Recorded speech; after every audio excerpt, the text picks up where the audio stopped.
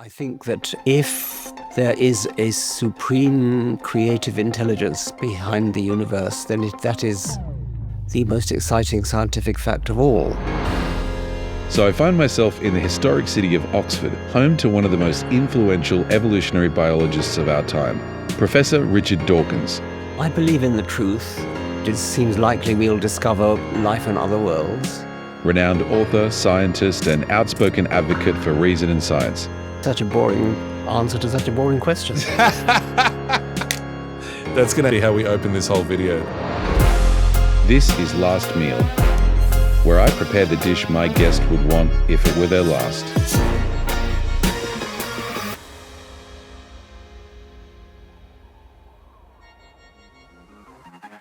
Richard, welcome. Thank you. To Last Meal. For anyone who's been living under a rock for the last 40 years, would you like to explain who you are and what you do? Well, my name is Richard Dawkins. I've been at Oxford most of my life, first as a lecturer, then I ended up as the Charles Simonyi Professor of the Public Understanding of Science. And mostly I've been writing books, but I'm an evolutionary biologist. Fantastic. And your last meal is... Oh, look at that. And leek millefeuille. Looks delicious. When we spoke on video call and discussed this last meal, I had actually had this exact dish just the night before. I think I mentioned it to you. And the idea behind it, as you said at the time, was because you eat mostly vegetarian. Well, yes. I mean, I kind of aspire to be purely vegetarian and mostly am purely vegetarian. Except when out with guests and then not wanting to make a fuss. But I think it would be nice if everybody was vegetarian. And I think that one of the main barriers to that is that vegetarian food can be rather boring. What if you had to do any other career in your life that wasn't a scientist? What do you think it would have been? My father was a farmer. And I suppose at one time he rather hoped I would be a farmer too, though he never pushed me into it. He was always very tolerant of it, and I think pleased with what I did. I don't think I would have been a very good farmer, so I really can't answer that. But what makes you say that? Well, I've got no commercial sense. I'd make a huge loss and probably go bankrupt.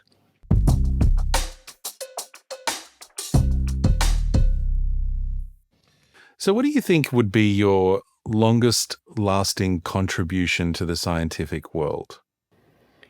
Probably the gene's eye view of evolution is, I suppose, my main contribution, but that's not entirely original with me because I was more or less expressing in different words what was known already. The extended phenotype was my second book, and that was my own contribution entirely. So I suppose I would the combination of those two. And would you say that's also your biggest achievement, or would you separate those two? Do they differ in any way? No, I suppose it would be making the gene's eye view of evolution known to the wider public and also to professional biologists as well, I think, because they would have been aware of it, but I think I probably helped to get it into into the front of their consciousness when they're actually doing research. So it's more of like a shifting focus. Exactly. Right. Yes. I wanted to ask you if you believe you had a defining moment in your life, and I don't want to restrict that just to career, but something that changed the trajectory of your life. Can you, when looking back, like pinpoint a moment? Oh, obviously writing The Selfish Gene, because that was a complete change of direction. And that has defined what I've done ever since, really, because I've been writing books ever since. And speaking of books, onto your latest book, which is the Genetic Book of the Dead, you described it to me as almost like a sequel of The Selfish Gene. Is that right? Sort of, yes, but it doesn't say the same thing. I mean, it doesn't contradict The Selfish Gene. I've just got to, like, the very first copy of it came today. Yes. Yeah. Thank you very much. I only have the PDF of this. Is this one for me? No, I'm afraid not. It's the only copy I've got, so I wish. Talk to me about in what way this could be coupled with The Selfish Gene or like a sequel. And also, at what point did you believe that there needed to be a second book after The Selfish Gene? Well, the second book after The Selfish Gene was The Extended Phenotype anyway, and that was a definite development of it. This is the subtitle is A Darwinian Reverie, so it's kind of thinking around the whole subject of the gene's eye view of life. The gene's eye view of life, the belief that evolution is all about the differential survival of genes in gene pools. And that comes in for some criticism, which I've replied to in this new book. But the inception of it is the idea that an animal is a book, which is a description. An animal, including us, I mean, all living creatures, each one is a book, which is a description of the worlds in which its ancestors lived. That follows from natural selection. That follows from the fact that it's the product of natural selection in a whole series of ancestral worlds. And a scientist of the future, who keeps cropping up in the book, will be able to read each animal and read it as a description of the successive environments in which its ancestors lived. Not any one time in the past, but a whole series of times in the past. Is a palimpsest. Palimpsest is a document which is partially erased and used to overwrite. People used to save, wouldn't have been paper, it would have been papyrus, I suppose, I think. And write over it. So it's a palimpsest of ancient worlds, and then a slightly more recent world written on top of that, more recent written on top of that, and so on. And the most recent of all is the world of the animal during its own lifetime, learning the immune system, and then going on back to the palimpsest, down back to the beginning of life. Yeah, I noticed that the palimpsest stuff in the book really interested me. And one thing that I noticed was that, well, first of all, you referred to genes or organisms as a book of genes. And then there were a couple of references in the book to how they differ from a religious text. Was there a conscious decision to refer to this as the genetic book of the dead, in that it would almost be a better version of a religious text? Not really. It's a kind of a poetic reference to the Egyptian books of the dead, which were books that were buried with Egyptians to guide them into the afterlife. So it's not a strong resonance to that, but just a slight. I find the phrase "the Egyptian Book of the Dead" has a sort of poetry to it, and so I mean, just sort of. It is a good title. Yeah. You referred to the scientist of the future who crops up a few times in the book. Yes. And when I was reading it, I got wondering to myself, you must have so many times in your life imagined what it would be like, hundreds of years from now, to be one of these scientists of the future and what you might discover. Are there things that you regret that you're never going to be able to discover? Yes. I mean, I suppose at some point it seems likely we'll discover life on other worlds. And people are actively searching using radio signals from distant stars. I suspect that will happen, and that'll be a stupendously exciting event. So that would be one thing. A solution to the riddle of what subjective consciousness is a big one. The origin of life, nobody really understands how life began. We understand pretty well what the course of life once DNA was in place, and then living creatures became machines for the propagation of their own DNA, in my terminology. But how that got started before DNA was there, when there must have been some kind of progenitor of DNA, some kind of pre-gene, which probably almost certainly was not DNA. It might have been RNA, which is a related molecule. And it may be we shall never know how it got started. because you can never actually see it happen. Possibly the best hope would be a theory, a model, which is so beautiful that it has to be true, which is one of the things that physicists do, I think, is be inspired by the beauty of a theory.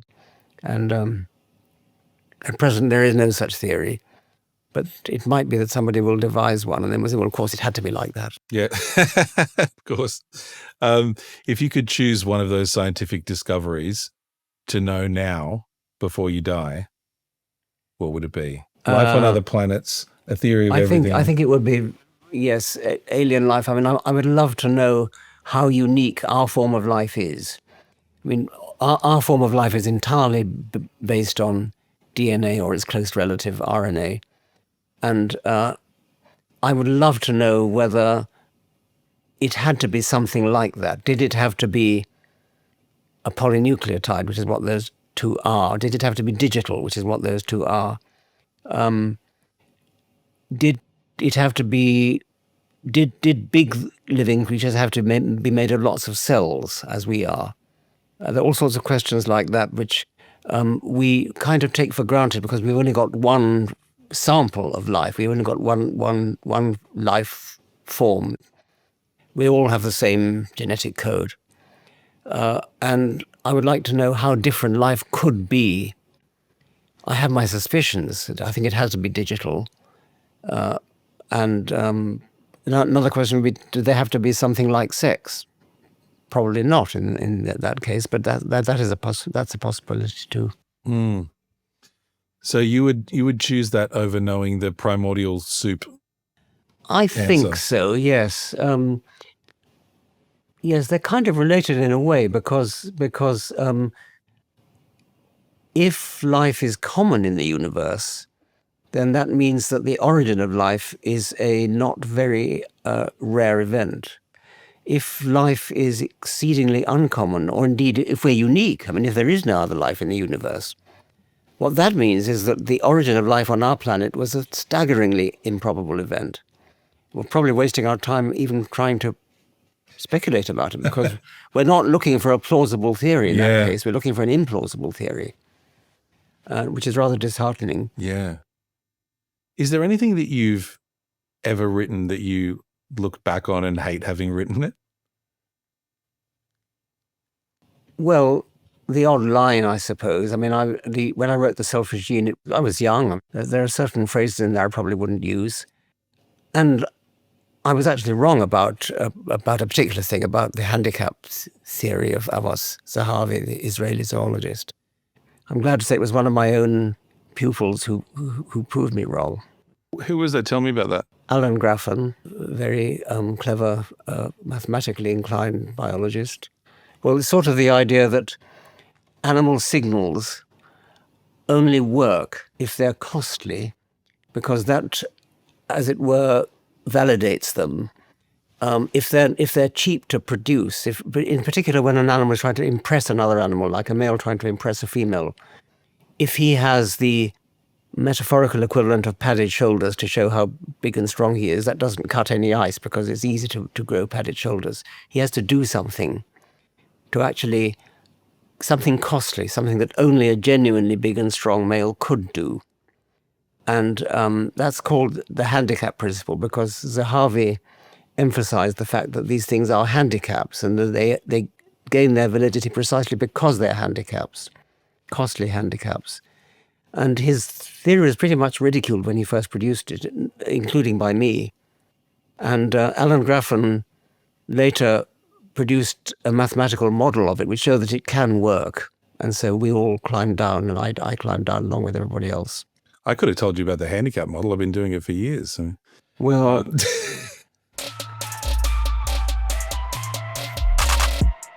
Well, you just said something that made me think of something, which is wasting time. You have spent a lot of your career railing against religion. Do you ever find any of that was a waste of time? I believe in the truth, and I think that if there is a supreme creative intelligence behind the universe, then that is the most exciting scientific fact of all. It means it's a totally different kind of universe. And so I think it's a very, very important theory if it's right. And so, Yeah. so I think it's, because I think it's wrong, Yeah, sure. I think it's important to argue about it. Yeah, that's true. But I mean, while, you yourself have said sort of teapot atheist kind of is very difficult to disprove.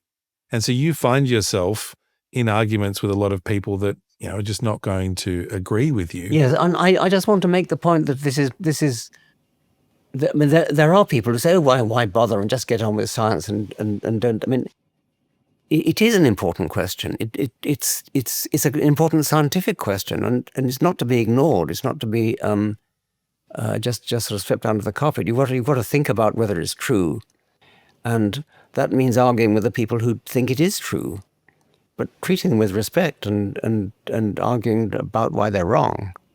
I often think of the pyramids, and whoever built the pyramids, let's say, it's contested now that they weren't slaves or whatever it was, but for so many great structures over the course of history, the people who built it were just small cogs in a larger mechanism, in something that they would never see the end of, right? I mean, they're building this pyramid and they're never going to see it finished. They'll work their whole life. Their kid will probably work their whole life. Like a medieval cathedral, actually. Yeah, medieval cathedrals as well, absolutely, right? And for a lot of them, some of the motivation there was, there's some sort of an afterlife that they're going to be able to enjoy the fruits of their labor or whatever it is, right? Through a scientific lens, you don't necessarily have that incentive structure. And yet everybody that works in science is a small cog in a larger mechanism of understanding humanity and understanding the world. And so what do you think is the main motivator at a large scale for scientists to work on things that they might never see the end of? Well, I think many of them hope to see the end in a local sense. I mean, they're not just a cog in a larger machine. Probably many of them aspire to be Watson and Crick and to really discover something really major. And even if they don't, even if you are just a cog in a larger machine, it's a very important machine to be a cog in, and you don't have to think about just what you contributed. You also read and take on board what others are doing, and so listening to somebody like Carl Sagan talking about the cosmos, and that's wonderful. I mean, that's a sort of spiritual experience, and so I think science does offer huge mental, psychological benefits, the understanding, as does music. I mean, and art. But I think it's a privilege to be living at a time when science has made such progress and is still making such progress. We don't understand everything, but there's an awful lot we now do understand, and it's wonderful to be in a position to take that on board in your mind. I saw you speaking with Alex Connor, I think, fairly recently, and you said something where you said you wouldn't mind living another 200 years, but you feared eternity.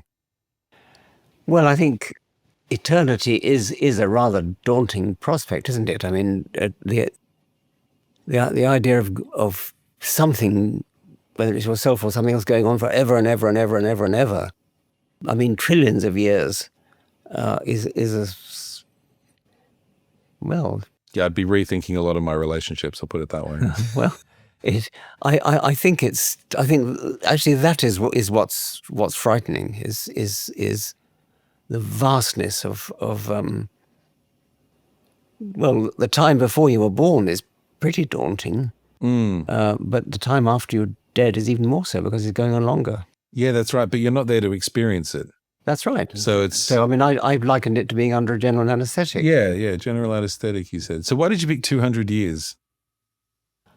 Well, I think it's a reasonable figure. I mean, there's a good chance of answering the questions that you said. I mean, the alien life and. Oh, really? You think so? 200 years? I thought you just wanted to outlive a turtle. I think so. Yes, I think so. Yeah. Okay.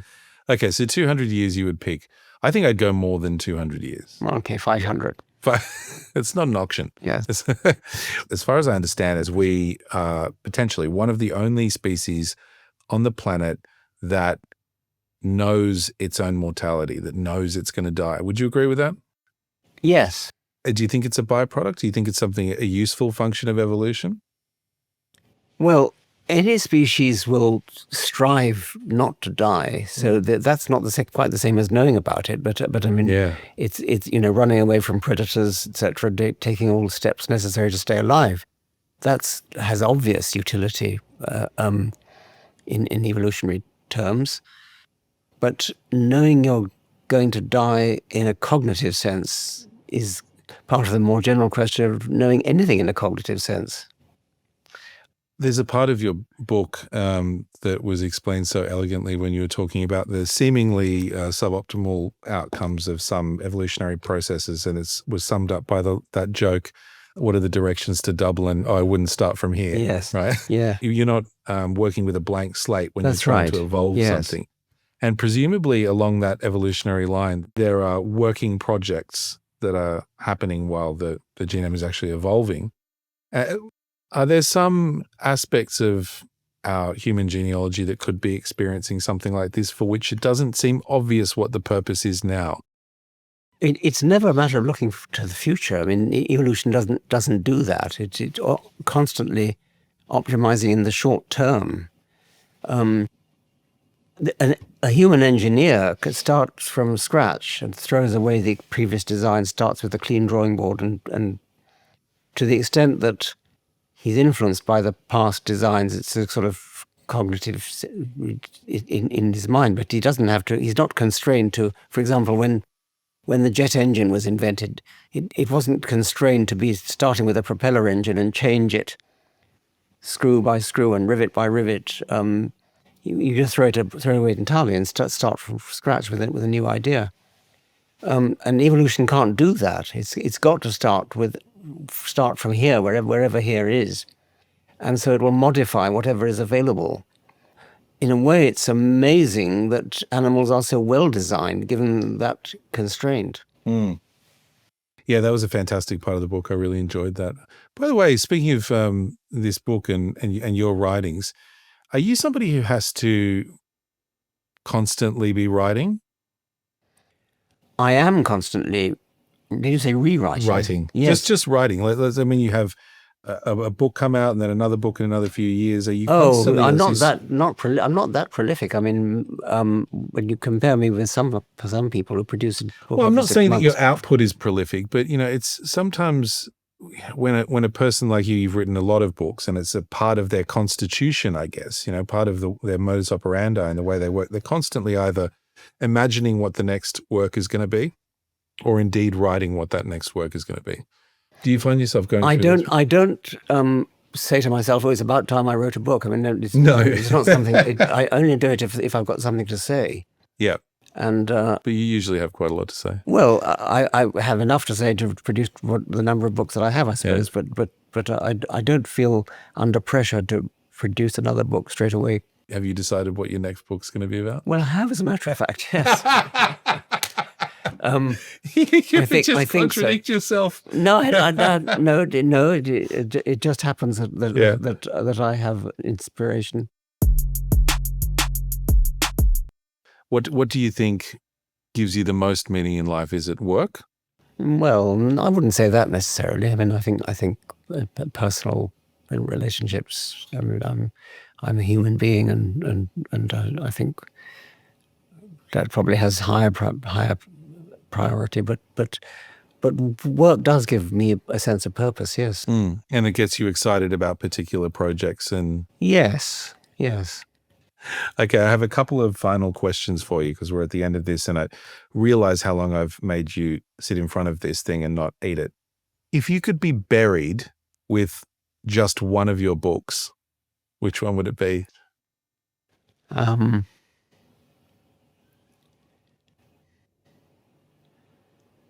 Probably. I read all of them. You what, sorry? All of them. You can't pick that. I just told you it could be one of them. You got to pick one. Okay. then probably the extended phenotype. Really? Yes. Interesting. Any reason for that? I suppose it's my most original contribution. Okay.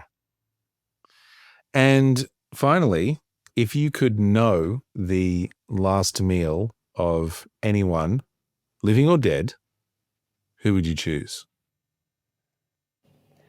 Well, in the case of Jesus, we know what it was. Do we?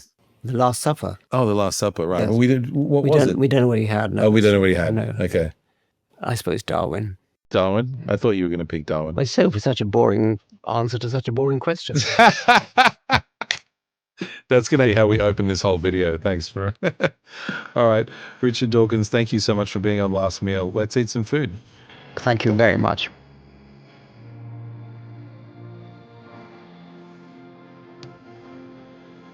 I always leave a conversation with Richard with plenty to think about. Will the human race ever make sense of its own consciousness? And does it even make sense to lament missing out on the compendium of worldly knowledge just over the horizon of our death? In any case, no matter when we live, there'll always be things beyond our understanding. And that's all from me.